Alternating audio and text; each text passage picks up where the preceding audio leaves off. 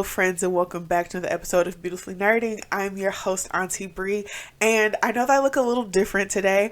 I actually had a dinner to go to, so I took down my hair, put on some makeup, and I was like, we're not going to waste a good beat. Even though I only have this script halfway done, we are going to figure it out because I look too good to not record this video right now. So that is what we're going to do. And I'm very excited for this week's video because it is anime time again. And talking about anime is one of my favorite things to do on this channel. I love discovering new animes to watch. There's just so much out there. I feel like I never have any idea of where to begin. So I feel like the easiest entry point for me is Netflix.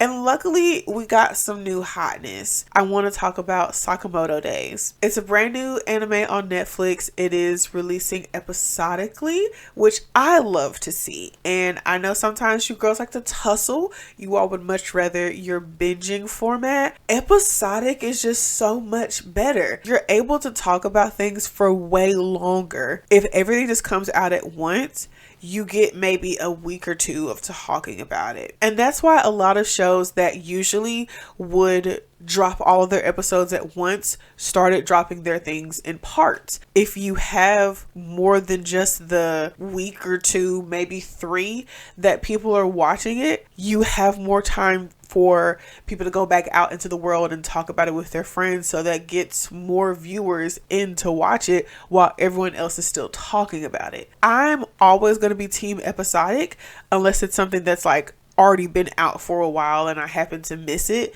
Then yeah, sure, I'll go and binge it. But for new things, give it some time. Like let's slow burn it, okay? So Sakamoto Days is about a former assassin who is now living a very quiet life, and the assassin business is very upset that he left without saying goodbye. So there's currently 1 episode out, and I did watch that first episode. It's very like, let's set things up, let's set the scene, let's get a few of our main characters introduced so that we can start to build from there. So our first introduction to Sakamoto is him just annihilating everyone in sight. And he's definitely that strong, quiet type. Like he says nothing at all while everyone else is screaming about everything else. Sakamoto has nothing to say because what's the point of talking? He goes into a convenience store one day, sees a young lady, and is immediately smitten in that very like anime, like eyes bugging out of their head, like snot coming down, like that whole thing. Like he was immediately smitten.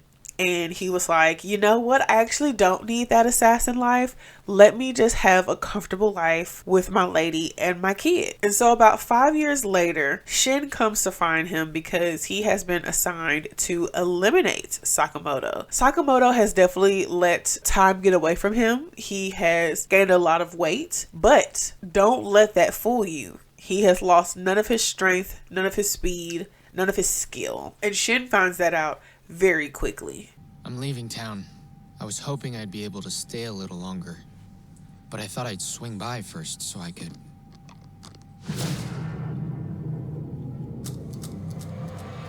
say goodbye!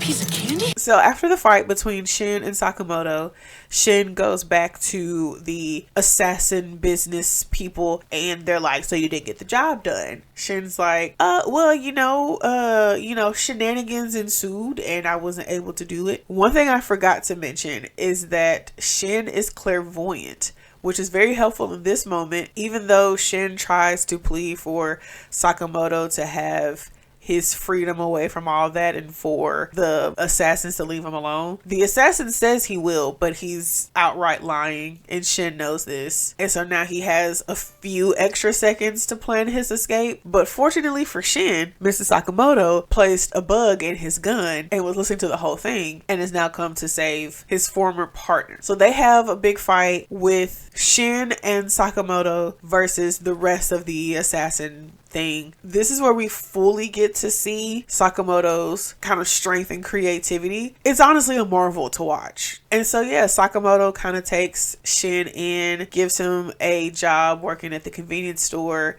I think he says like a few words out loud, and then he says like one other thing within his mind so that Shin can read it clairvoyantly. And that's the end of episode 1. It just seems like everyone's living, you know, just a very quiet life. But the whole thing is that the assassin boss dude didn't want the one person to be able to leave and have a life outside of that. So now you have 2 people that are gone trying to live life outside of this business that you have set up. And also the both of them brought chaos to your business center. So you know they're not going to stand for that. So I'm very excited to see where this goes after this, because there's definitely going to be more people sent to fight the 2 of them.